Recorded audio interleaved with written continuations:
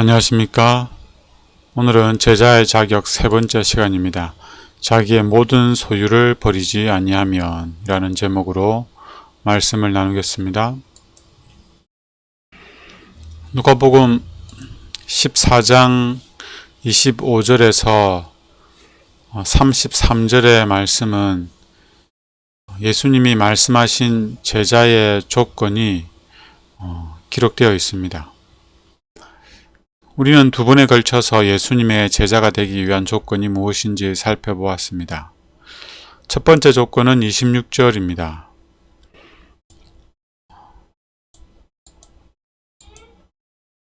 누가복음 14장 26절 물은 내게 오는 자가 자기 부모와 처자와 형제와 자매와 더욱이 자기 목숨까지 미워하지 아니하면 내 제자가 되지 못하고. 즉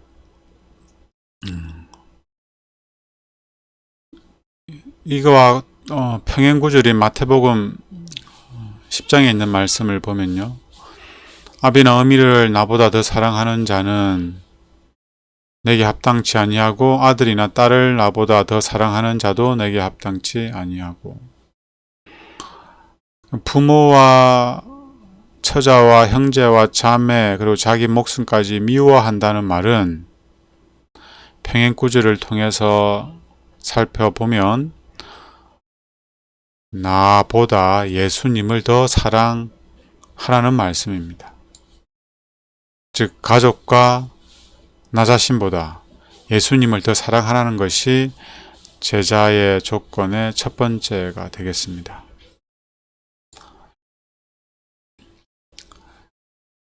두 번째 조건은 누가복음 14장 27절입니다. 누구든지 자기 십자가를 지고 나를 따르지 않는 자도 능히 내 제자가 되지 못하리라. 예수님의 제자가 되는 두 번째 조건은 자기 십자가를 지고 예수님을 따르는 것입니다. 오늘은 예수님의 제자가 되기 위한 세 번째 조건을 살펴볼 텐데요. 누가복음 14장 28절로 33절에 있는 말씀을 제가 읽겠습니다. 너희 중에 누가 망대를 세우고자 할진대 자기의 가진 것이 준공하기까지 족할지 먼저 앉아서 그 비용을 계산하지 않겠느냐. 그렇게 아니하여 그 기초만 쌓고 능히 이루지 못하면 보는 자가 다 비웃어 이르되 이 사람이 공사를 시작하고 능히 이루지 못하였다 하리라. 계속 읽겠습니다. 또 어떤 임금이 다른 임금과 싸우러 갈 때 먼저 앉아 1만 명으로서 저 2만 명을 거느리고 오는 자를 대적할 수 있을까 헤아리지 않겠느냐.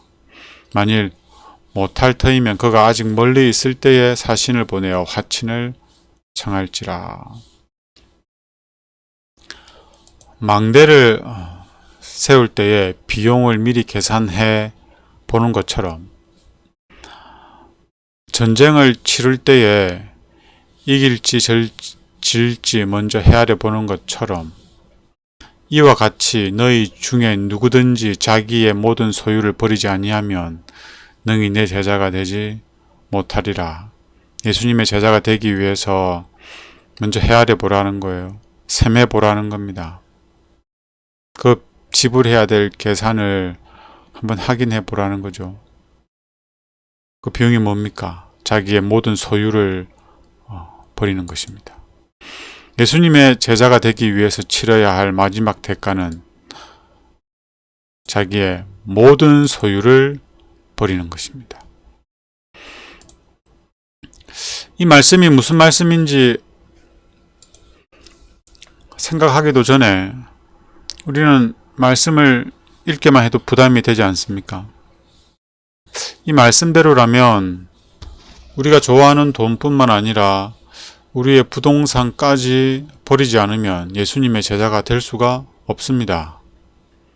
예수님은 혹시라도 우리가 우리의 소유 중에 조금이라도 남겨놓으실까봐 걱정이 되셨는지 우리가 버려야 할 소유를 명확하게 말씀해 주셨습니다. 많은 소유가 아니라 모든 소유를 버리지 아니하면 이라고 말씀하셨습니다. 우리는 정말 모든 소유를 버려야 할까요? 아니면 이 말씀에 다른 의미가 있을 것이라는 기대로 말씀을 보고 또 보면서 다른 의미를 발견할 때까지 묵상해야 할까요? 아니면 자기의 모든 소유를 버리라는 말씀을 봤음에도 불구하고 한 번도 이 말씀을 보지 못한 것처럼 살아가야 할까요? 혹시 이 말씀을 읽고 나는 예수님 제자 안 될래, 안 할래, 그냥 구원만 받을래 라고 하시는 분이 계시진 않겠죠. 예수님이 말씀하신 제자는 하나님의 사업을 하기 위해 부름을 받은 사역자만을 말하는 것이 아닙니다. 구원받을 모든 하나님의 백성을 일컬어 제자라고 하신 것입니다. 즉 제자는 구원받을 백성을 의미하고 구원받은 모든 사람들은 예수님의 제자들인 것입니다. 구원받는 사람 따로 제자 따로가 아니라 구원받는 모든 사람들의 제자이고 제자들은 곧 구원받는 하나님의 백성들입니다. 예수님이 마태복음 28장에 제자들에게 대사명을 말씀하시면서 너희는 가서 모든 족속으로 제자를 삼으라고 말씀하셨습니다. 복음을 전하여 영혼을 구원하는 일을 제자 삼는 것으로 설명하신 거죠. 그래서 우리는 제자의 조건을 예수님을 믿음으로 말미암아 다 이루어 가야 합니다. 그래야 우리가 성경에서 말씀하신 그 구원을 경험하고 누릴 수가 있습니다. 우리는 이 제자 되는 조건을 충족시키는 것과 구원을 받는 조건이 동일하다는 사실을 젊은 부자 법관의 이야기를 통해서 확인할 수 있습니다. 또한 모든 소유를 버리라는 그 제자의 조건을 예수님이 개인적으로 요구하신 그 젊은 부자 법관에게 처음으로 개인적으로 요구하신 거예요. 그리고 이 일을 통해서 모든 소유를 버린다는 것이 무슨 의미인지도 우리가 알 수 있습니다. 즉 다시 설명드리면 젊은 부자 법관 이야기를 통해서 제자의 조건이 영생의 조건과 동일하다는 것과 이 모든 소유를 버린다는 것의 의미, 이 두 가지를 우리가 확인할 수가 있습니다. 마태복음 19장에 젊은 부자 법관의 이야기가 나오죠. 어떤 사람이 주께 와서 이르되 선생님 내가 무슨 선한 일을 하여야 영생을 얻으리까? 예수께서 이르시되 내가 생명에 들어가려면 계명들을 지켜라. 무슨 계명입니까? 예수께서 이르시되 내 이웃을 내 자신과 같이 사랑하라. 제가 그걸 어릴 때부터 다 지켰습니다. 그런데 혹시 부족한 게 있습니까? 그러자 예수님 말씀하시죠. 네가 한 거 하나가 부족한데 마가복음과 누가복음에는 내가 아직도 한 가지가 부족하다고 말씀하십니다. 네가 온전하고자 할진대 가서 내 소유를 팔아 가난한 자들에게 주라. 이 동일한 제자의 조건의 요구죠. 제자가 되는 조건 세 번째 조건과 동일한 요구잖아요. 그리하면 하늘에서 보화가 내게 있으리라. 그리고 와서 나를 따르라 하시니 그 청년이 재물이 많음으로 이 말씀을 듣고 근심하며 가니라. 영생을 얻기 위하여 예수님에게 나왔다가 자신의 재물로 인해서 근심하며 돌아간 이 사람은 하늘을 잃어버리게 됩니다. 재물로 인해서 영생을 잃어버리게 된 거죠.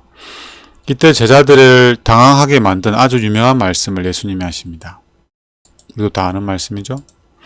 예수께서 제자들에게 이르시되 내가 진실로 정말 너희에게 말하는데 부자는 천국에 들어가기가 어렵다.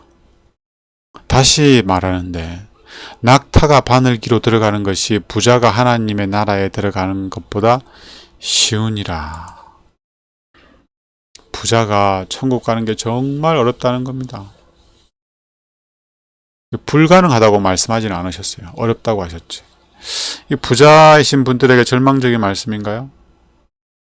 제가 볼 때는 우리 교회 부자는 없는 것 같은데.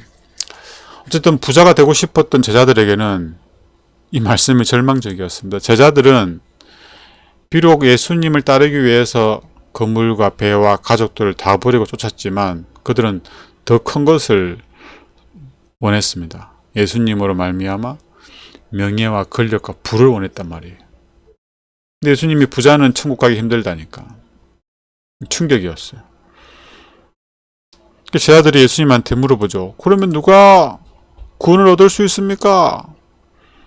그래서 예수님이 말씀하십니다. 사람으로는 할 수 없지만 하나님으로서는 하실 수 있다. 누가 구원을 얻을 수 있습니까? 라고 예수님에게 묻자 예수님은 어떤 사람들이 구원을 얻을 수 있다라고 말하지 않아요. 사람은 못하고 하나님께서 구원하신다는 겁니다. 부자라고 무조건 천국에 못 가는 것도 아니고 가난하다고 무조건 천국에 가는 것도 아닙니다. 우리는 하나님의 은혜로 구원을 받는 것입니다. 우리가 부자든 가난하든 상관없이 우리는 하나님의 은혜로 구원을 받는 것입니다. 그렇다면 모든 소유를 버리라는 예수님이 말씀하신 제자의 조건은 무엇을 의미하는 것일까요? 성경은 무소유를 지향하는 것일까요? 청부가 아니고 청빈만이 교회의 재물관일까요? 예수님을 믿는 우리는 누울 곳이 없었던 예수님처럼 가난하게 살아야 하는 것일까요? 예수님이 12제자를 처음으로 선교 현장으로 보내실 때 다음과 같이 말씀하셨습니다. 너희는 전대에 금이나 은을, 동을 가지지 말고 여행을 위하여 배낭이나 두부옷이나 신이나 지팡이를 가지지 말라. 소유하지 말라는 겁니다. 그런데 예수님의 공생애의 마지막에는 이제 십자가에 달려 죽으시기 얼마 전에는 제자들에게 이렇게 말합니다. 이것과 전혀 상반되는 얘기를 하시는 겁니다. 그들에게 이르시되 내가 너희를 전대와 배낭과 신발도 없이 보내었을 때 부족한 것이 있더냐?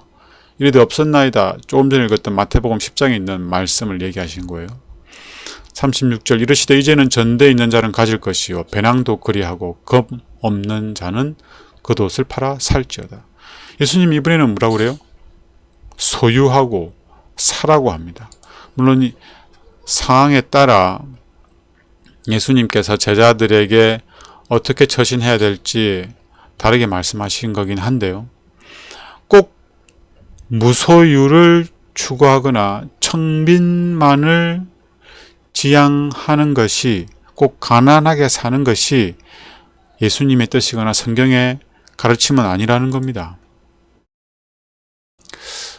그렇다면 예수님은 왜 제자 되는 조건에 모든 소유를 팔아 모든 소유를 다 버리라고 했으며 젊은 부자 법관에게는 왜 소유를 팔아서 다 가난한 사람에게 주라고 했을까요? 그러지 말고 차라리 젊은 부자 법관에게 네 소유를 다 가지고 나의 제자가 되라고 했으면 그가 예수님을 아주 즐거운 마음으로 따랐을 텐데 말이죠. 시대 소망의 이 부분에 대해서 설명하고 있습니다. 좀 길지만 읽겠습니다. 중요한 내용이기도 하고요. 이게 제자가 되는 조건을 다 총망라해서 설명을 하고 있기 때문에 제가 좀 읽겠습니다. 그에게는 젊은 부자 법관에게는 부족한 것이 한 가지밖에 없었지만 그것은 대단한 중요한 요소였다. 그는 심령 속에 하나님의 사랑을 필요로 하였다. 제자의 조건 중에서 사랑에 관한 부분이 뭐였죠? 첫 번째였죠. 내 가족보다 예수님을 사랑하고 나 자신보다 예수님을 사랑하라는 것이 제자의 조건의 첫 번째였습니다. 근데 이 사랑이 그 젊은 부자 법관에게 부족했어요. 이 부족은 보충되지 않으면 그에게 치명적인 것이 될 것인 바 이는 그의 온 성질이 부패하게 될 것이기 때문이다. 방종으로 말미암아 이기심은 더욱 굳어진다. 하나님의 사랑을 받기 위해서 자신을 최고로 사랑하는 그 마음을 포기해야만 한다. 맞죠? 첫 번째 조건, 자신을 최고로 사랑하는 그 마음을 포기하고 예수님을 사랑하는 것. 젊은 부자 법관에게 이것이 필요했습니다. 예수께서는 그에게 하늘의 보화와 세속적 위대함 중에서 하나를 선택하도록 요구하셨다. 하늘과 이 세상 중에 하나를 선택하라고 하신 겁니다. 그가 만일 예수를 따른다면 하늘의 보화가 그에게 약속되었을 것이다.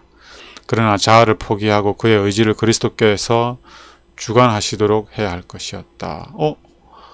근데 이게 무엇을 요구하는 겁니까? 자아를 포기하는 것을 요구하고 있다는 것을 우리가 알 수 있습니다. 젊은 부자 법관에게 소유를 팔아서 가난한 이들에게 주는 것, 자기를 사랑하는 것보다 예수님을 더 사랑하는 것, 이것은 자아를 포기하는 것이란 겁니다. 그 관원은 하나님의 아들이 되어 하늘의 보화를 그리스도와 함께 상속받을 특권을 가지고 있었다. 그러나 그는 십자가를 지고 구주를 따라 극기의 길을 가야만 하였다. 십자가를 지고 나를 쫓지 아니하면이라고 했던 말씀이 예수님의 제자가 되는 두 번째 조건이었잖아요. 즉 모든 소유를 버리라는 이 조건은 자기를 사랑하는 마음을 포기하고 예수님을 가장 사랑하라는 것이며 자기의 십자가를 지고 예수님을 따르라는 것과 동일한 요구입니다. 동일하게 자아 포기를 요구하고 있는 것이죠. 시대 소망 말미에 이렇게 말합니다. 그리스도를 따르기 위하여 모든 것을 포기하는 일이 너무나 큰 희생처럼 보일지 모른다. 그러나 이것은 그리스도의 제자가 되고자 하는 모든 사람의 처세운이다. 순종만이 간합된다. 자신을 포기하는 것, 자아를 굴복하고 자아를 희생하고 자기를 부정하는 이것이 그리스도의 가르침의 요지이다. 만일 마음에 품을 경우 사람을 송두리째 타락시키게 될 그런 것들을 이기심을 말하는 거예요. 자기를 사랑하는 것. 그것을 버리는 것 외에는 사람을 구원할 방도가 없기 때문이다. 예수님께서 우리를 구원하시기 위해서 십자가에 달려 죽으셨지만 우리가 자아를 사랑하게 된다면 그 십자가도 우리를 구원하지 못합니다. 아니, 우리가 정말 십자가에 달리신 예수님을 믿으면 자아를 사랑하는 마음까지 내려놓게 되고 자아를 희생하며 예수님을 가장 사랑하고 우리의 십자가를 지고 우리의 모든 소유를 버리며 예수님을 따르게 됩니다.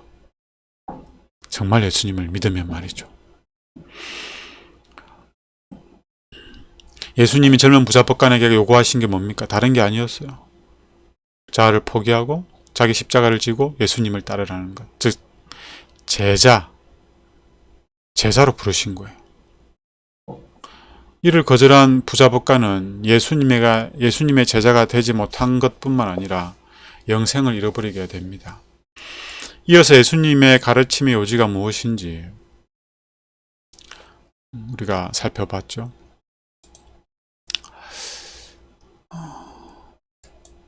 정리하면 이렇습니다. 제자의 조건 1번은 가족과 자기의 목숨까지 미워하지 아니하면 능히 내 제자가 되지 못하고, 이게 무슨 의미라고 그랬죠? 가족과 자신보다 예수님을 가장 사랑해야 한다. 사람들은 자기 만족을 추구합니다. 그러나 우리는 예수님의 뜻을 쫓아 살아야 합니다. 그러기 위해서 우리에게 요구되는 게 뭡니까? 자기를 부정하는 겁니다. 두 번째 제자의 조건이 무엇이었죠? 자기 십자가를 지고 예수님을 따르는 겁니다. 자기 십자가를 지고 예수님을 따르는 것은 무엇이 요구됩니까?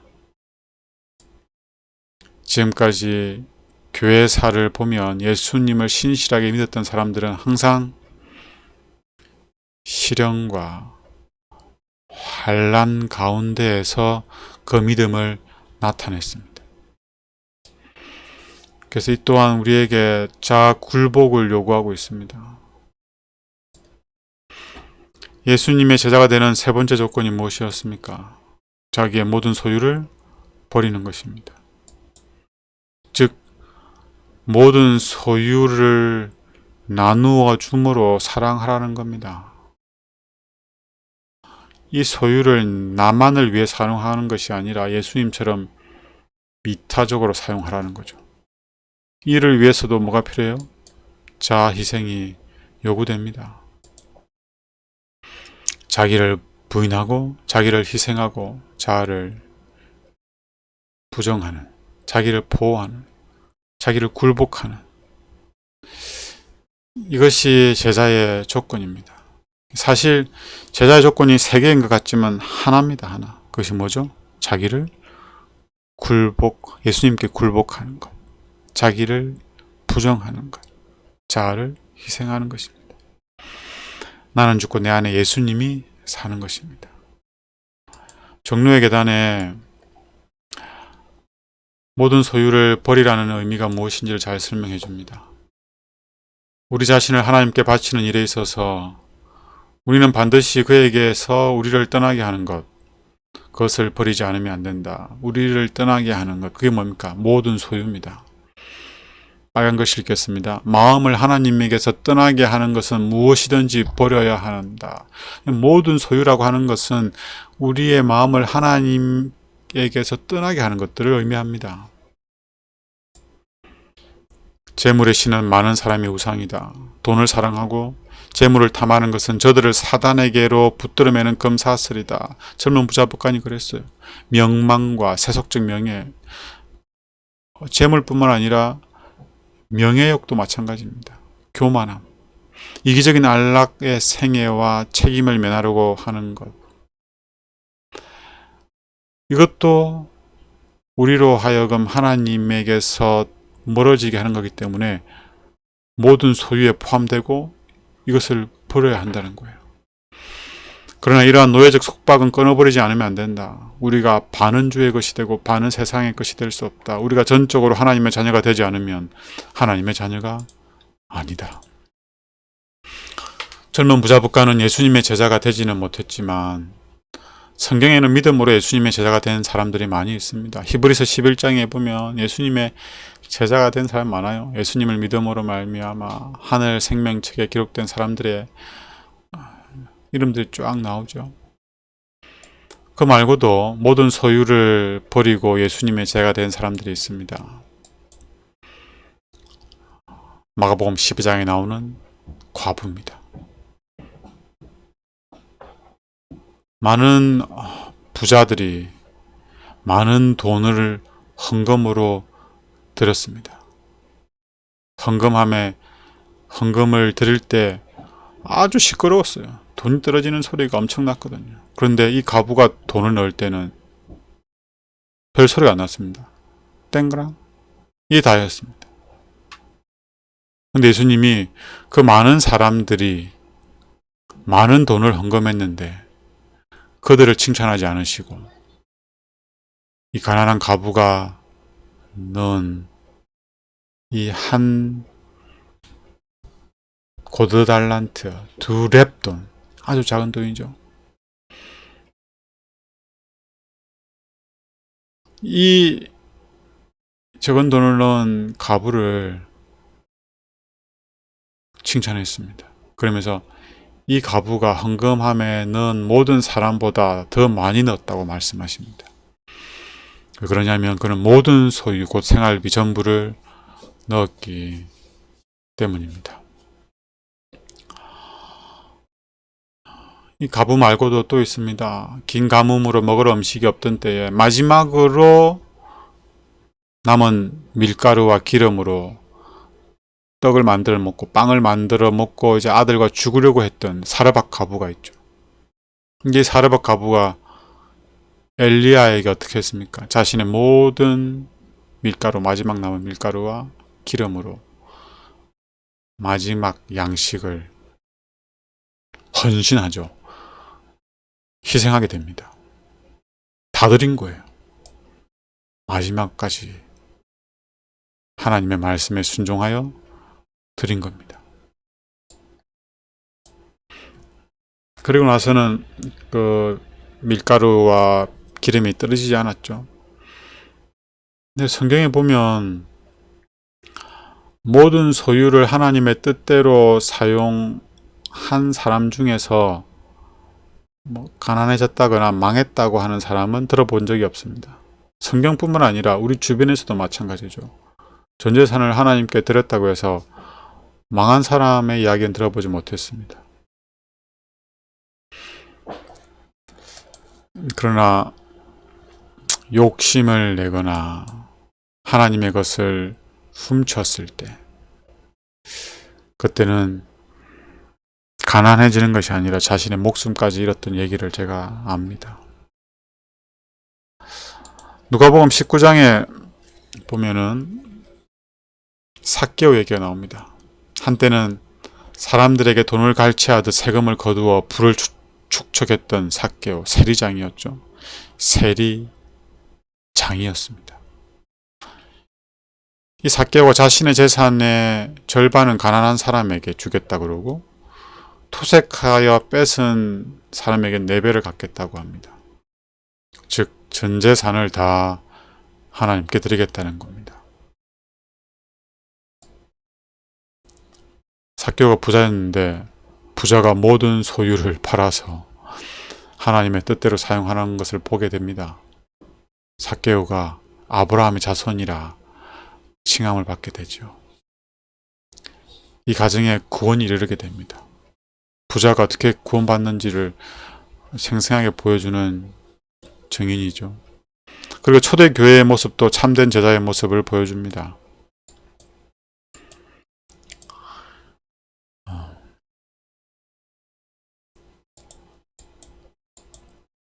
제가 이게 올리진 않았네요. 사도행전 2장 44절 47절에 보면 이렇습니다. 믿는 사람이 다 함께 있어 모든 물건을 서로 통용하고 또 재산과 소유를 팔아 각 사람의 필요를 따라 나누어 주며. 사도행전 4장 32절 이하에도 이렇습니다. 믿는 무리가 한 마음과 한 뜻이 되어 모든 물건을 서로 통용하고 자기 재물을 조금이라도 자기의 것이라 하는 이가 하나도 없더라. 그리하여 그 중에 가난한 사람이 없으니 라고 되어 있습니다. 하나님을 믿었던 이방인이자 가난했던 사르밧 가부, 그리고 가장 적은 돈을 헌금했지만 예수님에게 가장 많은 것을 드렸다는 평을 받았던 과부, 하나님을 믿었던 죄인 세리, 그리고 하나님을 믿었던 초대교회 교인들, 모두 자기의 소유를 버리고 예수님을 쫓았던 예수님의 참된 제자들이었습니다. 모든 소유를 버리라는 말씀에 순종한 믿음의 사람들, 이 사람들이 성경에 기록되어 있어서 얼마나 다행인지 모릅니다. 왜냐하면 우리도 저들처럼 예수님을 믿음으로 말미암아 예수님의 참된 제자가 될 수 있다는 사실을 알려주고 있잖아요. 실물 교훈으로 우리에게 보여주고 있는 겁니다. 우리는 못하지만 하나님께서 하실 수 있다는 것이 정말이라는 것을 우리에게 알려주고 있는 겁니다. 우리는 이 땅에 살면서 참 가지고 싶은 것도 많고 누리고 싶은 것도 많고, 그렇지만 예수님이 이 땅에 오셔서 어떠한 삶을 사셨는지를 먼저 생각해 봐야 합니다. 예수님은 모든 것을 버리고 이 땅에 오셨습니다. 그리고 어디에서 태어났어요? 유일하게 태어날 곳을 선택할 수 있었던 예수님은 그 누구도 태어나 본 적이 없는 마국간에서 태어나서 말밥통에 누워 계셨습니다. 그리고 이것이 표적이 됩니다. 가장 부유하신 분이 가장 가난하고 비천한 모습으로 이 땅에 나신 겁니다. 다른 신들은 이렇지 않아요. 우리가 믿는 예수님이 이런 거예요. 가난한 신, 가난한 우리를 위해서 가난하게 되신 겁니다.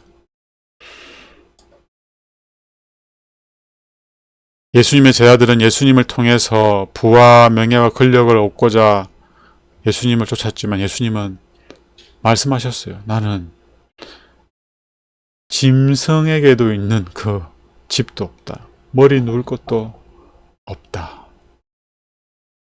그러니 나를 쫓아봤자 이 땅에서의 그 부귀영화는 얻을 수 없을 것이다 라고 말씀하셨어요. 우리 잘 헤아려 봐야 합니다. 예수님을 믿어서 무엇을 얻을 것인가?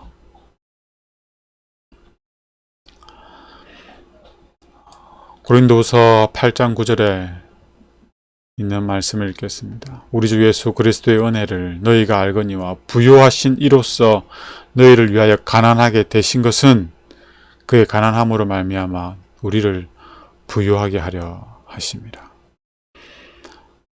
예수님이 받아야 할 그 대우를 우리로 하여금 받게 하기 위하여, 죄인이었던 우리가 하나님의 자녀가 되게 하기 위하여 예수님이 친히 자원하여서 자기를 부정하여 가난하게 되신 겁니다. 모든 소유를 버리고 하나님의 뜻을 따라 이 땅에 오셨어요. 너희 안에 이 마음을 품어라. 곧 그리스도 예수의 마음이니 그는 근본 하나님의 본체시나 하나님과 동등됨을 취할 것으로 여기지 아니하시고 오히려 자기를 비워 종의 형체를 가지사 사람들과 같이 되셨고 사람의 모양으로 나타나사 자기를 낮추시고 죽기까지 복종하셨으니 곧 십자가에 죽으심이라. 자기를 비워 자기를 낮추시고 십자가에 죽으심이라. 우리가 이 예수님을 생각하고 이 예수님을 믿어야 됩니다. 그래 할 때 우리의 자아가 예수님 안에 감추어지게 될 겁니다. 요한이 그랬습니다.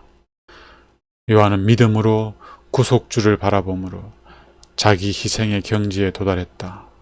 자아에 대한 사랑은 그리스도를 위한 사랑 안에 삼키워질 것이다. 가난한 우리를 부욕케 하기 위해서 모든 소유를 버리신, 심지어 자신의 생명까지 내어주신 예수님을 생각하는 안식일 저녁이 되면 좋겠습니다. 마지막으로 시 하나를 읽고 마치겠습니다. 예수님, 모든 것을 버리고 오직 제 십자가를 지고 당신을 따릅니다. 홀로 무시당하고 버림당했던 당신만이 이제 저의 전부입니다. 당신만을 따르렵니다. 나의 구세주여, 나를 위해 피 흘려 주셨으니 온 세상이 당신을 버려도 당신의 은혜로 저는 당신을 따르렵니다. 기도하겠습니다. 하나님, 우리를 위하여 모든 소유를 버리시고 가난하게 되신 예수님을 생각합니다.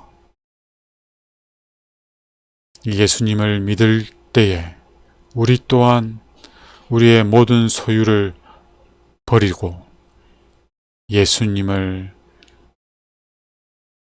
사랑하는 예수님의 제자가 되도록 은혜를 내려 주십시오. 예수님 이름으로 기도드립니다.